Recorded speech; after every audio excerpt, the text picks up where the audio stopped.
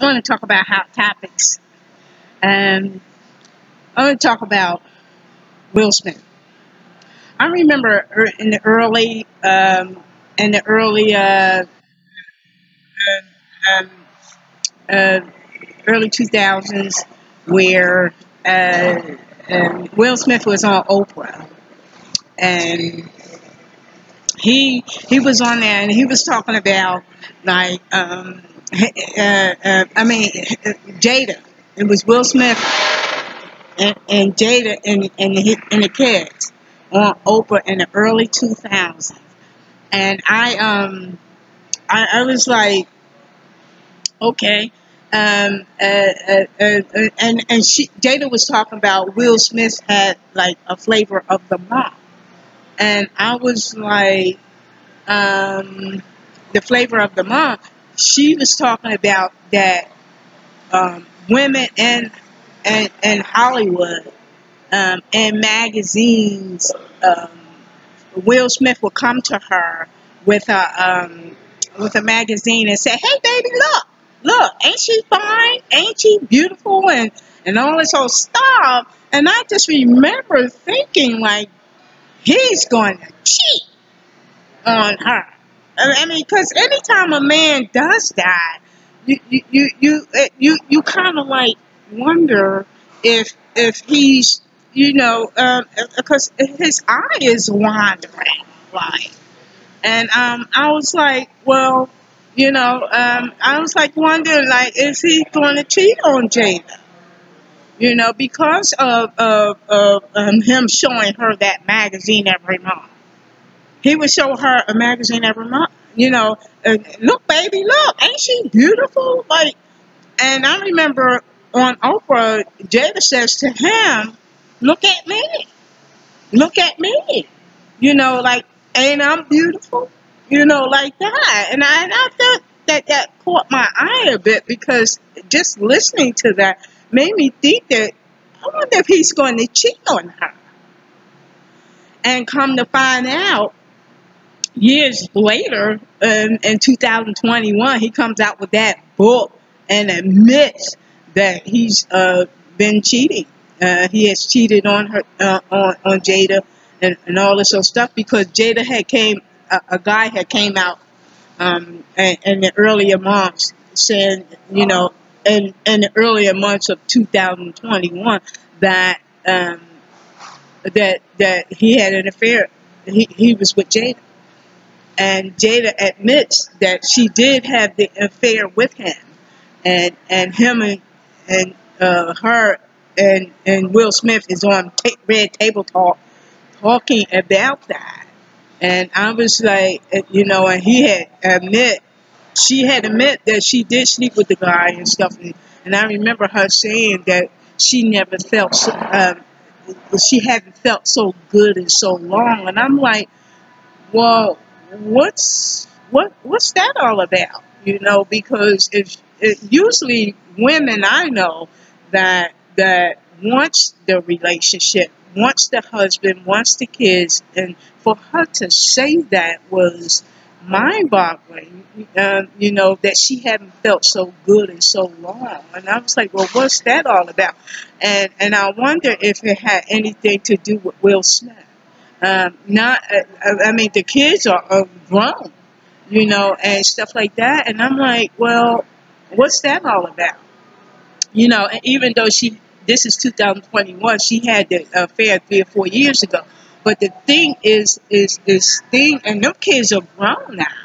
They grown now in 2021. So, so I was like, well, what's that all about? Why haven't she felt good? And I was thinking about Will Smith, because usually women wants the marriage, women wants the husband, women wants the children. So why was she unhappy? Why was she unhappy? And I was like, I bet that fucking Will Smith has something to do with that unhappiness. And there has been for years that it was an open marriage. The rumors for years. So it wasn't something new.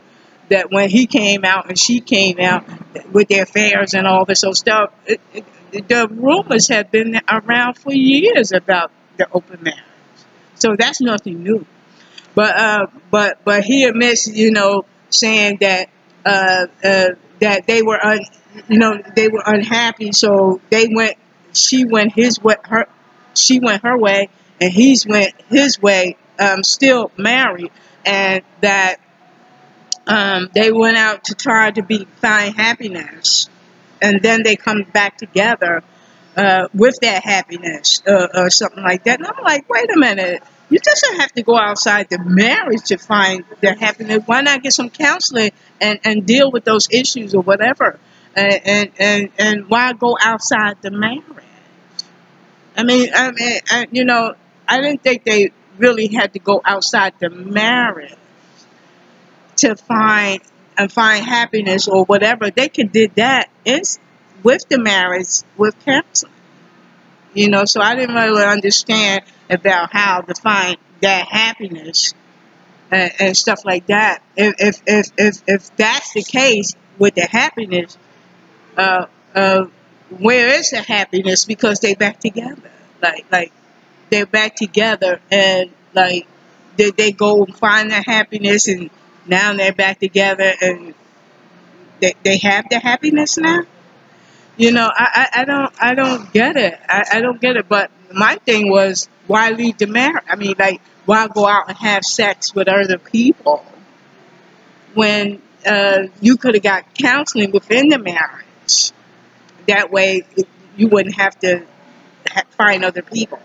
You can just deal with the issues, whatever need to be dealt with uh, inside the marriage with counseling. So I didn't really understand. I was wondering if it was all about the sex thing. They just wanted to have sex with other. Did they want to have sex with other people? Like that. I wonder if they wanted to have sex with other people. And stuff like that. So I don't know, but I think they should have dealt with the issues within the marriage, not go outside. And that's my thing on that. Um, the white women.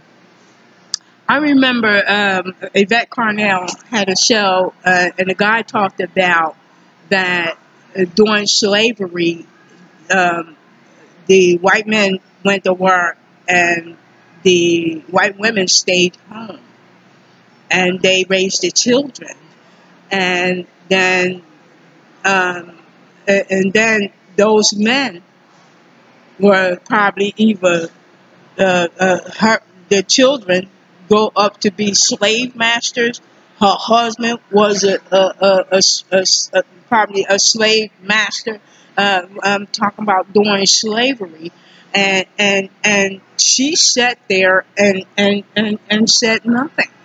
The white woman, because the white woman, even with slave masters, they had women. They had wives. So would the wives sit silently by and let the white men mistreat slaves, whether the slaves was white or male or female? It didn't matter. But the white woman sits back and allow their white men, their white husbands mistreat slaves. Then they have sons that grows up and mistreat slaves as well, whether they were beaten, killed, or whatever, and whether they were raped, beaten, killed, when it came to male and female slave, black slaves. And so the white woman sat back silently while all of this shit was going on. She might have mistreated the slaves and shit as well. And so then in 2017, 18, and 19, the guy talked about now she wants to come back and say when the white woman is being mistreated, she wants to come back and say me too. Like, is she going to hide behind the Me Too? Like the Me Too movement. Well, where were you when your white men was mistreating the slaves, male and female, beaten, raped, killed, and everything? Where was the white woman then? Why was she silent and all of that? And now she gets back to come back and say in 2017, 18, 19, 20, me too. Me too. When Harvey Weinstein and Cosby were all drugging and raping and sexually assaulting and harassing women, she gets back to come back and say me too. Well, where were you when blacks wanted you to help, white woman? Where was you? You know, like that. Where was you then? Now you want to hide behind the Me Too movement, which a black woman created, and then say, come back and say Me Too. When the white woman is being harassed or raped or sexually assaulted or harassed, she wants to come back and say Me Too. And you don't. And he was like, you don't get to do that because you sat silently while your men, your husbands, raped, beaten, and murdered slaves. Even in today's society, the white woman is silent. And then, you know, it was okay when the slaves were beaten and raped and sexually assaulted and murdered and shit like that. But when she's a fucking attack, now she wants to scream Me Too and hide behind the Me Too movement. Well, where was she at when the slaves were being raped, murdered, and beaten? Where was the white woman voice then? And now, all of a sudden, at 17, 18, and 19, the white woman want to hide behind the Me Too movement and say, Me Too. I've been sexually assaulted. I've been harassed. I've been, you know, all this stuff.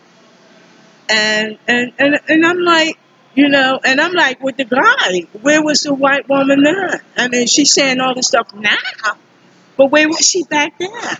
And I think that's wrong.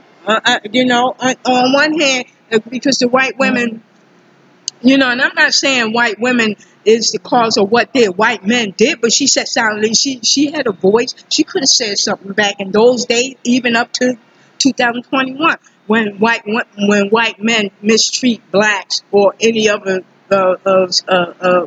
race. Where is the white woman now? When those white men, and white men has always been terrorizing or causing pain and suffering to people, not just slavery. I think, and when in the 70s, I remember um, uh, uh, back in when the kids were on milk cartons, and then I used to see the teenage white girl. She was either raped, missing, murdered, or whatever, and most of the cases, you know, the white male was doing that, you know, and stuff like that. And I'm like looking at this white male, you know, the white male, and then and the 90s. Fast forward to the 90s, where you look at, you see Dateline, you see the 48 Hours, and you see the news, and you see how the white male is killing their wives, beating their wives, and you kind of say, like, because that was only my point of reference to whites, because I had some whites in my neighborhood, but not, if anything was going on within that family, they held it behind closed doors. So, but I began to see what the white male was doing to the white female, you know, and stuff like that, because because of 48 hours and Dateline. And the white male, it seems like the white male has been, terrorizing slaves. Now they turn into their wives, and now, they are killing or beating the wives, even sexual assaults, um, um, with children. And stuff like that, sexually assaulting children, the predators, serial killers turned out to be white males. All of that stuff, it begins with that white male and stuff like that. And you kind of say, what's going on with the white male? What's up with that white male? Because he's been doing that since slavery, and now it's turning to his wives, his girlfriends, teenage girls, even little children, sexually assault predators, and shit like that. And you see the white male is doing all of that. And what's up with that white male? You know, um, and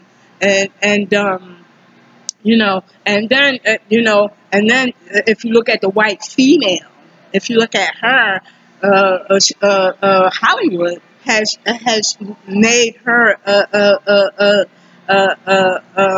the endangered species line, because they put out those images, because at first they wasn't doing a whole lot of blacks on TV and stuff like that in those movies and all that stuff. They was doing a lot of white female. And if you look at porn, if you look at those X rated, if you look at the bordello houses, if you look at escort services, you see all that is targeted to the white female. Playboy magazine, remember Playboy? You have all of that was geared to the white woman, and movies and all of that. So Hollywood put out those images where the white female is the endangered species, where the white male will go after her and kill her, rape her, sexually assault her, beat her, and all of based on those images, based on those images, and put the white female in danger, and that's what it has done. Because Hollywood put those images out there, whether it was in the movies, whether it was porn, whether it was the Playboy Mansion, whether it was the escort services, the hooker on the street. Of course, it turned black later, but at first it was all geared toward the white woman, and it put her in danger. And up until these days, again, that white woman is always geared, because Hollywood put out those images in those movies, and people go around copycatting that style. And, especially that white male, he's going out and copycatting all of that stuff when it comes to those damn movies and shit like that, and put that white female in danger. And that's sad, because that it shouldn't be like that. But again, Hollywood don't put those images out. But again, I didn't really see a lot of black movies until later, and I really didn't see what the black male was doing to any of the black females or anything like that. Of course, I seen like relationship, marriages, relationships, and people cheating on each other, and this, that, and the other. But I didn't really see the killing. I didn't see the killing of, like, the black male killed the black female. You didn't see that. I didn't see that. But in 2021, it has always, like, what's starting to happen is that the it's not so much the older black male is causing harm or killing the older black female. It's the younger black male that's causing or killing or beating the younger black female. That's what you see in 2021. That is what you starting to see. You starting to see the black female coming up missing, or cause harm, or beaten and stuff like that. And that's what you're starting to see. I didn't really see it. Yeah, of course you've seen a little bit of, but you didn't see the killing. But now you start to see the killing. You starting to see the killing now, and you know, and those and then you're like, what's going on with the male? Period. What's going on? Why is he causing harm to the female? Because it seems like first it was slaves, and now it's just the female. Period. That the female is being um, uh, um, either raped, killed, beaten, whatever, and shit like that. And I don't know what the world is coming to, but that's what you see, man. And nobody really want to address that. Of course, the courts do it and all that stuff, but it doesn't stop it because again, Hollywood put those images out there to kill, kill, kill, kill, and people copycat that shit. And stuff like that. And I think that's, and so I don't know, but that's what I saw in the past. That's what you kind of see in the future now. I don't know what you're gonna see in the future, but hey, something is going on with the black. But the male, because some people say the white male can't.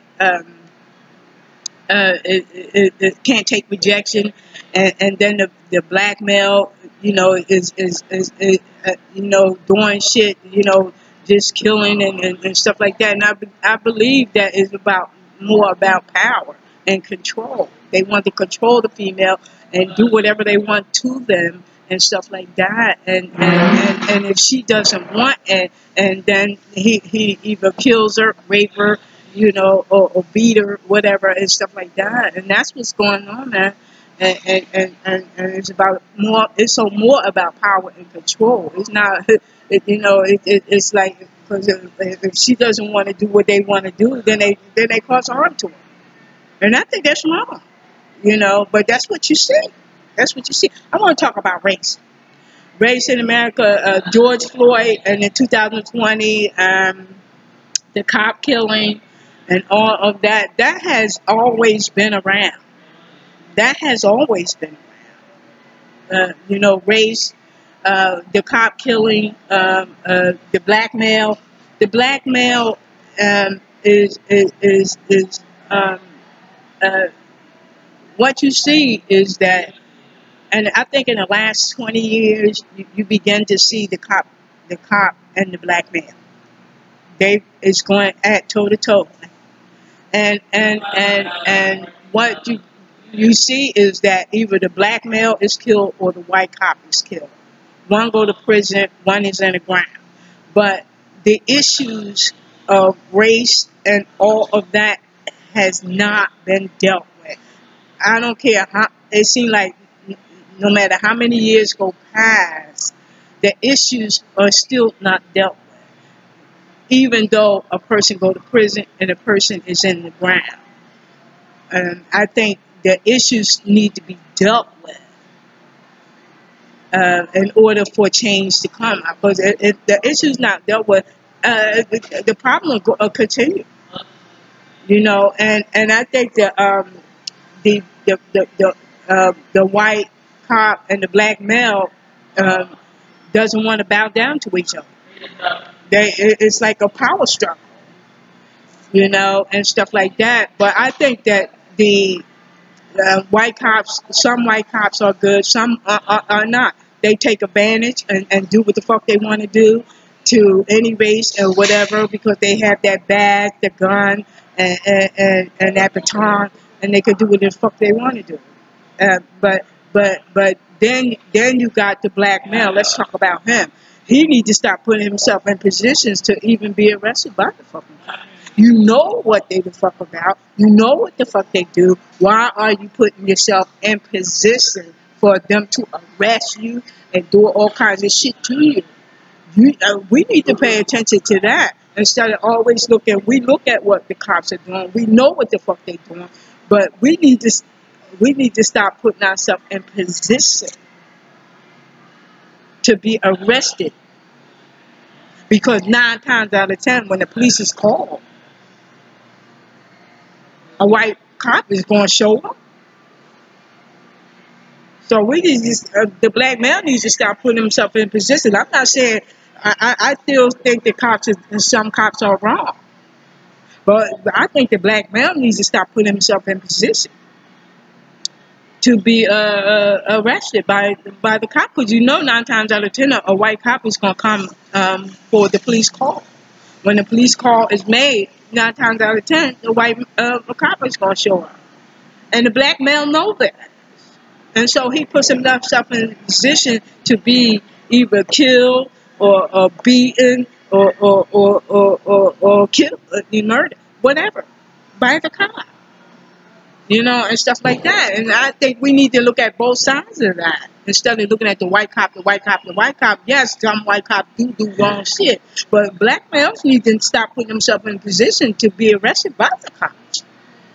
So because again, 9 times out of 10, the white cop is going to show up once the call is made.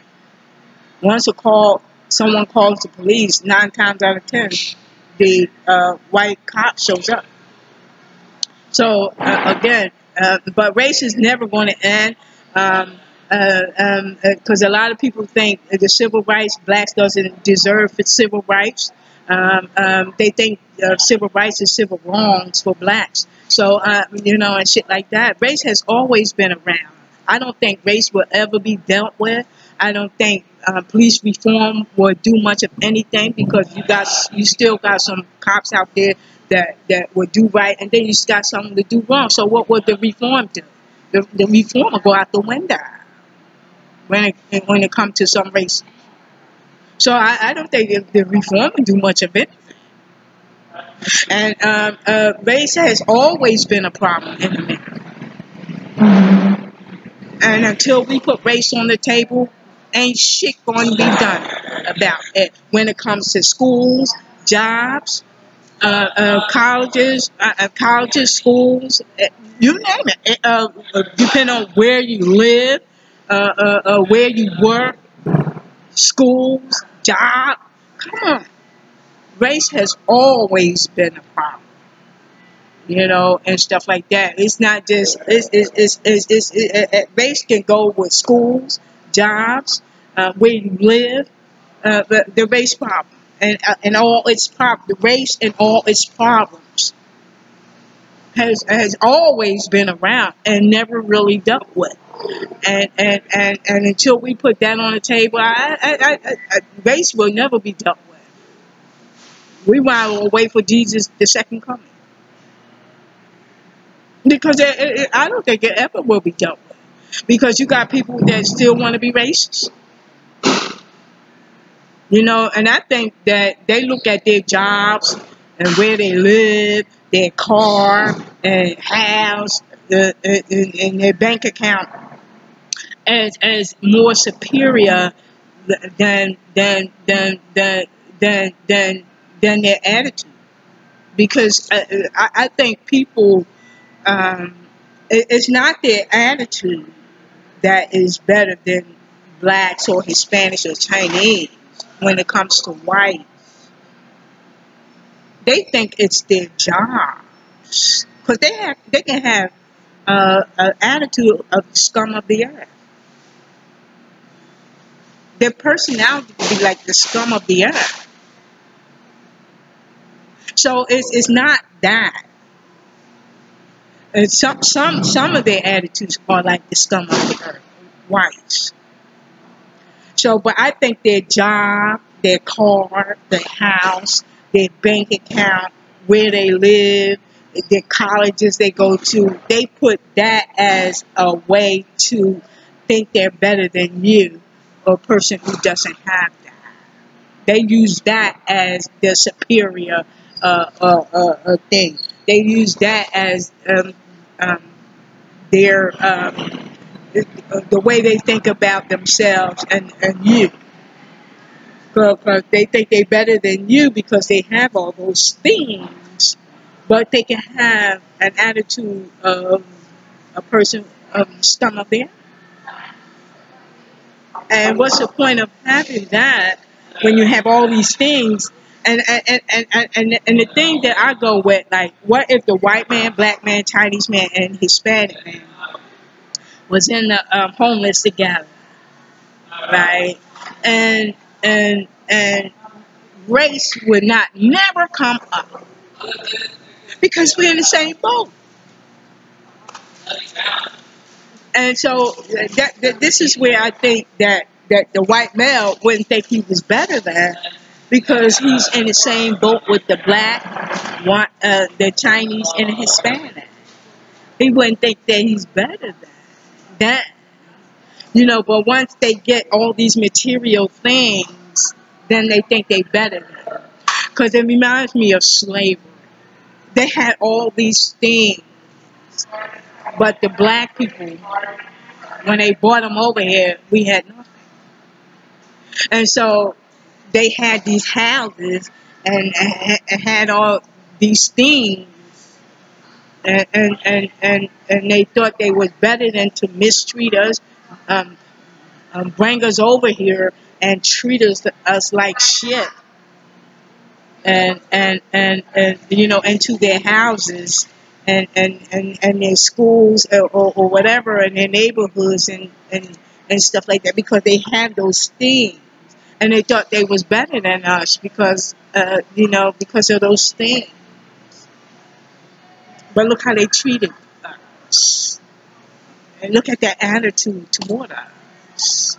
And that's what made me think it wasn't about their fucking attitude, more so about their fucking attitude, because their attitude was the scum of the earth. But it was like those things that they had, they thought that made them better. And I think a lot of people use those things to think they're better than the person that has less than them. And stuff like that. And it's a shame, because that person can have the attitude of the scum of the earth, and the person who has less than can have a godly attitude with less.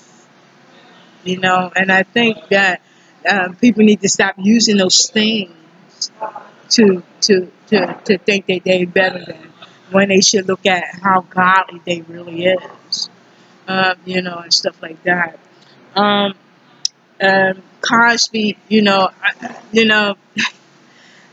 in some ways, man, I didn't, when I got the dream of Cosby being, I had a dream of African American male who's famous for sexual assault, and it was Cosby, Bill Cosby, and I think it was shocking in a sense, but then I said that it probably wasn't so shocking, because I really didn't know Bill Cosby, the man, him. I knew what shows he did on TV. I knew what shows he did on TV, but I didn't know when he went home. I didn't know that person. And I think we think that we know these people when we really doesn't. When we really doesn't. And so what happens is that when we see them on TV, they are not those type people. They are not those people, and stuff like that. So even in interviews and stuff like that. So you don't know what they do behind closed doors. And so when Cosby came up, and stuff like that, I couldn't say I was shocked, but what I can say is that I really didn't know Cosby. I just knew the person he betrayed on TV. That's it. But the thing is that all these women came out about Cosby and everything and stuff like that. And Cosby in 2021 was released when Cosby came in contact with Andre Constant in 2005, 6, whatever. Cosby, she wanted to bring charges against Cosby because Cosby said that he had sexually she said that he had sexually assaulted her, and so she tried to bring charges, and then the prosecution didn't believe her. So then she ran to civil court and sued Cosby and tried to sue Cosby, and she had these other women ready to testify with her. But I think that when Cosby knew that these women was doing that, he threw money on the table, and she accepted. And I think that was a mistake that she made because because of the other women that was ready. She didn't care about the other women that was ready to testify with her. But once Cosby threw that money on the table, she took the money and she settled out of court. But the part of the deal was the settlement. Cosby sat down and did a deposition where he spilled his guts out in the deposition. And there was a promise that he would never be prosecuted by her in the future. And so when 2017, 18, 19 comes, that comes around, when all these women come out about Cosby sexually assaulting them and raping them and stuff like that, the prosecution went to her and threw up that rape shield law and told her that that settlement didn't mean much of anything. Go and sue Cosby. And he had forgot about the promise that Cosby was given. I'm not saying Cosby was right what he did to her, but I'm just saying she settled with Cosby, and Cosby was given a promise, and he did that deposition and spilled his guts out in that deposition. So, when Cosby went to court in 17, he went to 2 trials in 17. I mean, he 17 and 18. He went to 2 trials, and Cosby told him. He said, "I was given a promise that I would never be prosecuted in the future," and stuff like that. So Cosby went to 1 trial, and there was a hung jury. The second trial, they convicted Cosby in 18. In 2017, it was a hung jury. In 2018, it was Cosby was found guilty. But Cosby was saying, "Hey, I had this promise, and I would never be prosecuted." So what Cosby and his lawyers did, he took it to Supreme Court and stuff like that. And the guy that told Constant back in 2005 or 4 or 5, 6 or whatever, that he didn't think that she had enough to convict Cosby or prosecute Cosby. He was the attorney that said that Cosby was given the promise, and Cosby took that same prosecutor to the Supreme Court with him and told him that he was given the promise. He was given the promise that he settled out of court with Andre Constant. He sat down and did that deposition and spilled his guts out, and he was given that promise, and he took that prosecutor into the Supreme Court, and they released Cosby because at first Cosby was like, I'm not doing anything, because they had did a credit assessment thing on Cosby, and Cosby's like, I ain't admitting to shit. I don't want to be interviewed. I ain't answering no questions. I ain't doing shit. And Cosby didn't, and Cosby was going to do 3 to 10 years. And when it came up to them, him asking questions or whatever, and doing classes, this, that, and that, Cosby refused. So Cosby was going to do the 10 years. But when Cosby lawyers took it to the Supreme Court,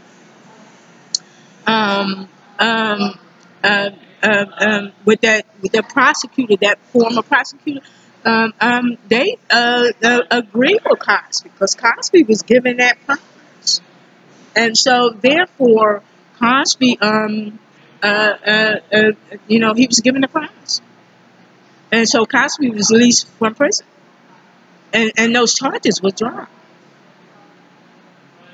like that, and Cosby record is erased because he was given a promise, and Cosby in 2017 and 18 both times were told that he told them that he was given a promise, and they didn't listen. I think they did it because the Me Too movement and all these women start coming out about all these celebrities drugging, raping, sexually assaulting, and harassments and stuff like that.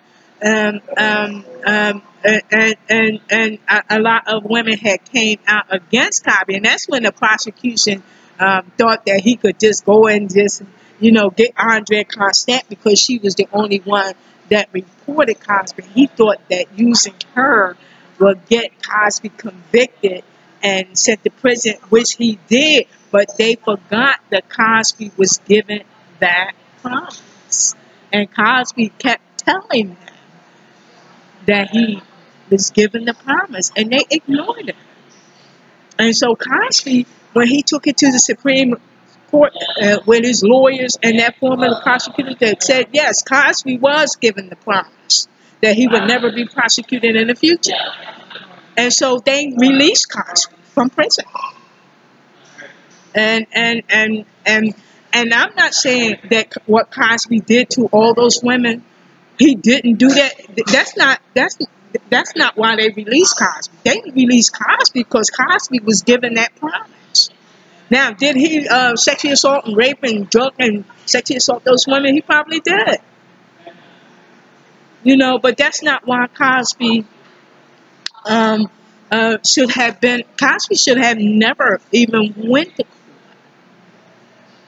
I'm not saying that he shouldn't have been, I'm not saying he didn't drug, rape, and sexually assault those women. Cosby probably did those things, but that's not why Cosby should have been in court. I mean, the statute of limitations had ran out on a lot of those women, so they could not prosecute Cosby. That's what Cosby would have to deal with God based on those drug and rape and sexual assault in those women. He would have to deal with God with that. But as far as that promise is concerned, Cosby was given that, and he should have never been charged. And so they released Cosby. Cosby was going through 10 years because Cosby, he was given 3 to 10 years, and Cosby didn't want to do the classes or nothing. And so Cosby was going to do the whole 10 years.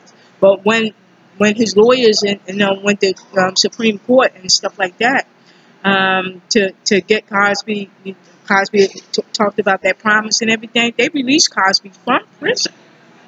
And all those charges were dropped. Cosby's record is clean because they had refused to listen to Cosby when he's in 2017 and 2018 that he had that promise. So therefore, but I'm not saying what he did to those women is right. He's gonna have to deal with God with that, man. Like that.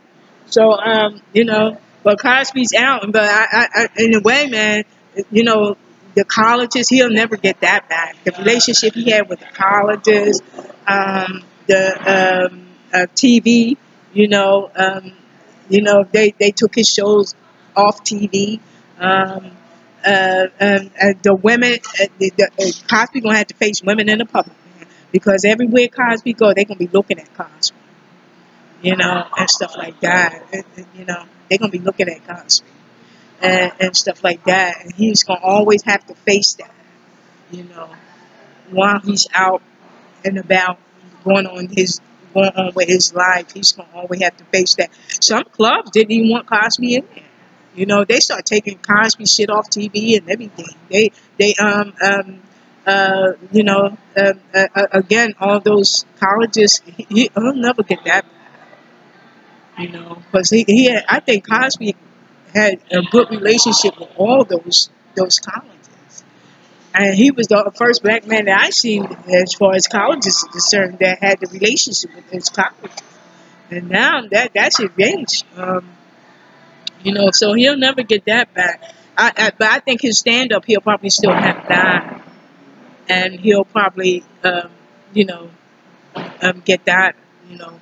But I think it's going to have to be some time go past, to um, maybe they'll accept them back, or I don't know about. I think that the sexual assault with those women, I don't even think that will ever go away, because especially with the women in the public, they gonna be looking at Cosby everywhere you go and stuff like that. You know, um, the verdict with Stephanie Mills and um, and Shaka Khan. I seen it, and again, you know, um, I don't know what was going on with Shaka. You could tell that something was wrong with her, but that's not the first time she had hit the news about something was going on with her while she was on stage and stuff like that. So I don't know what's going on with Shaka, and I hope that Shaka get the help that she needs, whatever is going on. But you can tell that something was wrong and stuff. So I hope that she get, But I think that she gotta watch, what she's doing, because people are not going to sit there pay their money and stuff like that when she keep doing that type of behavior. People are not going to want to keep paying for her. If something's going on with her, and they may not be so empathetic with her, and she got to watch that, because then in the future people might not want to pay for concert hall tickets, might not even want to buy future CDs. She got to watch that. She got to watch that, And I don't know. Again, I don't know what's going on with Shaka, you know. But I hope that she gets the help that she needs. Now, as far as Stephanie Mills is one of my favorite singers. She did very well. She just, she tried to help Shaka as much as she could. But I think she did very well as far as her singing. She still has it, man. She still has that voice, man. And I think she got one of the best, if not the best voice, that's out there now. That's out there when it comes to the voice. The voice, let me just say, the voice. I look at the voice separate from songs. It's like an audition. When I listen to singers, I listen to that voice first, and then the song. And I think that a lot of the singers that you hear about, set the 60s, 70s, 80s, 90s, 2000, whatever. A lot of them. I think that.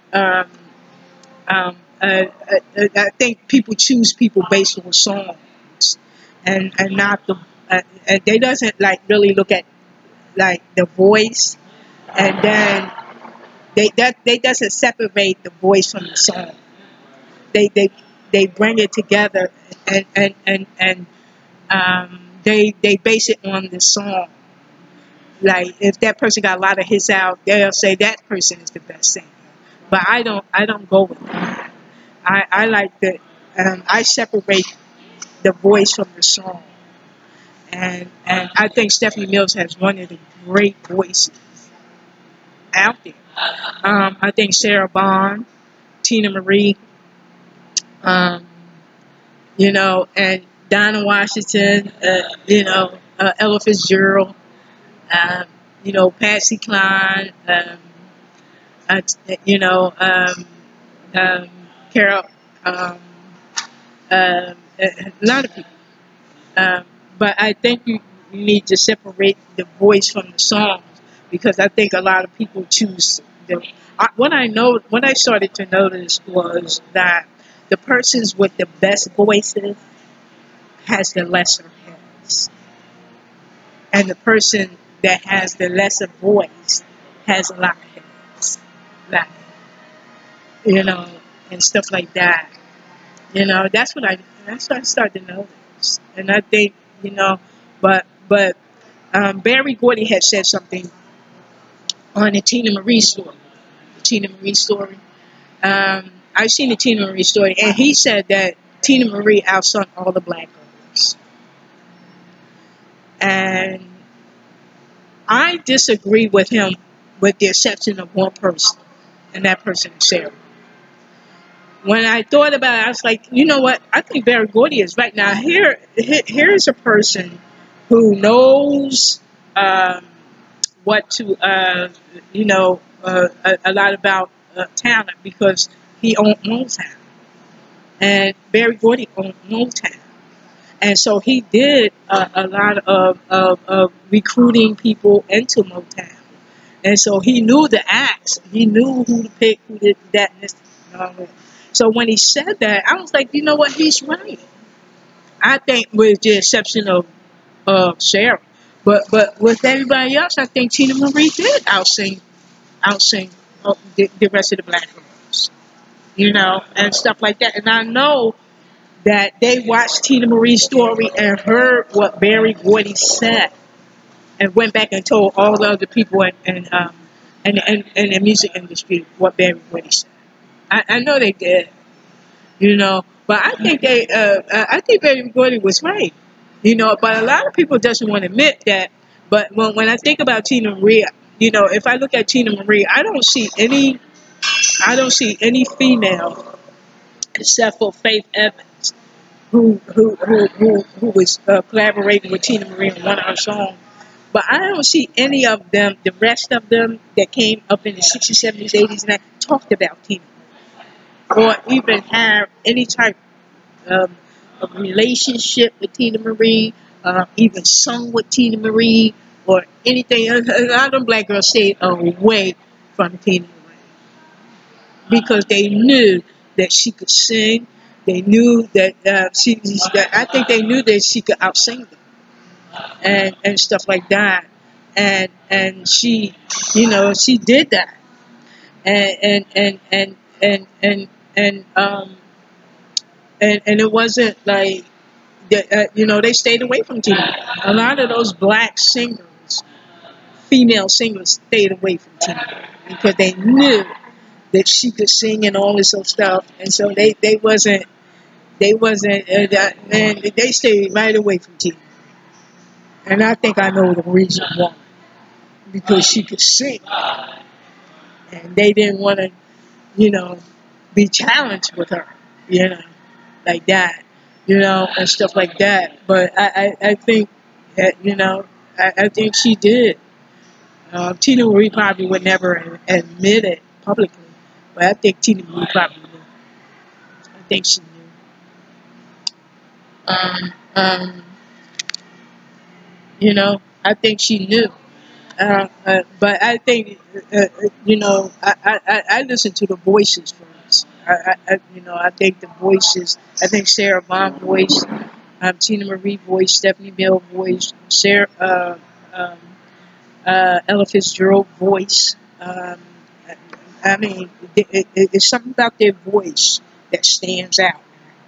And and the best way I can describe it is like auditions. Like, they doesn't have the music there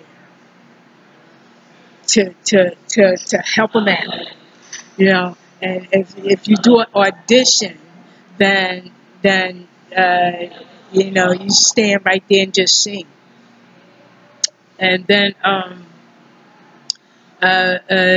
you know, because the music sometimes hide the voice, and you can really tell when a person can sing with auditions, because there's no music to hide the voice, and you got to stand there and just sing and stuff. And they listen to that voice, they look how you carry the song and stuff like that. But more important, they looking at that voice and stuff like that. And I think auditions does that. I like auditions. I like to sing, without a record or music or whatever, because your voice shines through when there is no um, when there's no record. You know, I mean, when there's no music there, when there's no music there, um, you know, when there's no music there, you know, that you know, you kind of know, um, you know, um, but that's how you could tell who could sing. You could tell who can sing, who can't sing, who can sing, you know, like that. You know, you can sort of tell. You can tell who can sing, who can't. Through all this. Sometimes when you listen to them sing in a song with music, you can tell that way too. But I think a lot of times some people probably can't tell um, uh, because the music is there and stuff like that. But you can tell. Country. I think a lot of people um, try to run the country music. Like some blacks, we're talking about blacks. Um, um, um, um, what's his name? The Pride guy. Um, he sang country music for years, but he came in the industry where the music was different. Country was. I forget his name. His last name is Pride. Charlie Pride. Charlie Pride came in the music industry when it was probably the 30, 40, 50, 60s, somewhere around there. He came into the music industry. Now, when you look at that, you said that was a different time. But when you look towards 2021, what I see in years, probably last 10 or maybe 20 years, a lot of people are trying to run to the blacks are trying to run into the music industry. I mean, the country music. A lot of blacks are trying to run to country music. And I remember seeing something on TV um, about the Jimmy Jam. I think not Jimmy. It was one of the guys of from a record company. Um, told this girl because she wanted to make it into country music. I seen a show where they talked about country music, and there was a lot of they talked about the whites in the country. Then they went to the blacks, where the blacks was trying to run the country music, and I was like, uh, did they go to the R&B and pop first? And realize that they couldn't get in there, or did they go straight to country? And I think that if you can't make it with R&B and pop, you're not going to make it in country either, because country music is mainly a white uh, uh, um, uh, uh, where like a lot of whites sing, and people who buy it, buy the country music. If I'm black and people goes into to the store and see all those people that already are country singers, you think they're gonna stop and buy my CD? And the guy from the music company told this girl, because she wanted to make it in country. He told her, he said, no, I won't give you a country contract. I'll give you a pop contract, not a country. Because he knew that he could not make money off her. He knew that he could not make money off her. And, he knew that he could not make money off of her. He knew that that he that that the um, uh, uh, she wouldn't be able to sell. And so that's why he told her, I'll give you a pop contract, but I won't give you a country. Because I can't make no money off of you.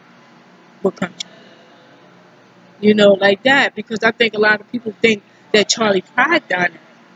Charlie Pride came in the business at a different time. You know, and here, in 2021, eh, and it probably last 10 or 20 years, a lot of people ain't getting up in there. And I think that people think they can do that. And you have to look at the market for that. And is they gonna buy you who's black a country? That's a different world than R&B and pop. That country is a different world than R&B and pop. It, you know, that's a different world. And I think people, try to look at that and say, it's it's they could do it. And they could, because Charlie Pride did it, well, they can do it. Like that. And I'm like, nah, I don't think so. I don't think so. Um, again, the guy from the record company told her, man, he said, look, I'll give you a pop contract, but I won't give you no country. Because he knew he could make no money off her. He couldn't make no money off of her with no pop contract. You know, like that. But and that's the real deal of her. But I don't. I I wonder what made her think that she could do that. I mean, Charlie Pride is one thing, but hey, this is a different time. You know, and the music industry is different now, and they looking for sales, and and stuff like that. And again, you're going over in a white society. That's a white society. When you talk about country music, that's white society. Um, you know, I think Darius Rucker is over there, but again, it's not many in country. And then you have to look at the buyers. You think a lot of black people won't go buy country music? You think a lot of blacks is going to buy country music? Um, you know, I'm talking about a lot of blacks. I mean, in order to make some money, you think a lot of blacks will buy country music? You know, I mean, and that's what the record companies will look at. They say, hey, you know, the first thing they're gonna say, hey, you're not Charlie Pride, and this is a different time. And they know, and if you know blacks, and a lot of blacks I know, they just listen to country music. I listen to country music, but not a lot of other blacks do. So the record company always is, they look at that, and so did the guy from the music company. That's why I told her, hey, I'm not giving you no country contract. I'll give you a pop contract, but not a country, because I can't make no money off of it. And stuff like that. But yeah, and so it is what it is, man. I want to talk about Whitney Houston. Whitney Houston, I for some reason, I don't know what. I remember seeing Whitney Houston early in the '80s, and I see her for a brief moment, and then uh, years later, I runs into her again. Like I runs into her again, and she's, I think about 15 years had gone past, and 16, almost 20 years had gone past, and she was on Oprah and stuff like that. And I noticed that she was having some problems, and with drugs and stuff like that. And I thought she was like a church girl, you know. In some ways she was, but I didn't know, you know, what had happened in the missing years that I had, last seen her or whatever.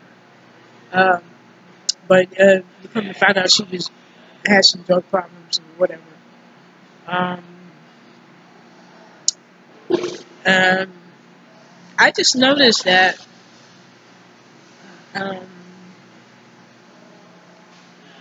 when again, I seen her on Oprah and this, that, and the other. But when Whitney Houston passed away in 2012, I just noticed there was a number there that was familiar to me. And that number, she died in Hotel 434. And I was like, you know, that particular number is a number that I had seen before. And I was like, well, you know, does that number have anything to do with, um, you know, because I had seen that number before, not in a specific lottery or anything like that. It was a number that I had that I had, and I was like, does they have anything in common? I would think they do. Um, you know, I would think in a sense that it does. You know, but I was like, you know, I didn't know what the, but I think that it was, um, I think they both were, um,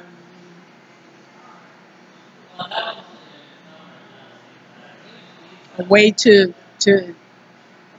um, to be.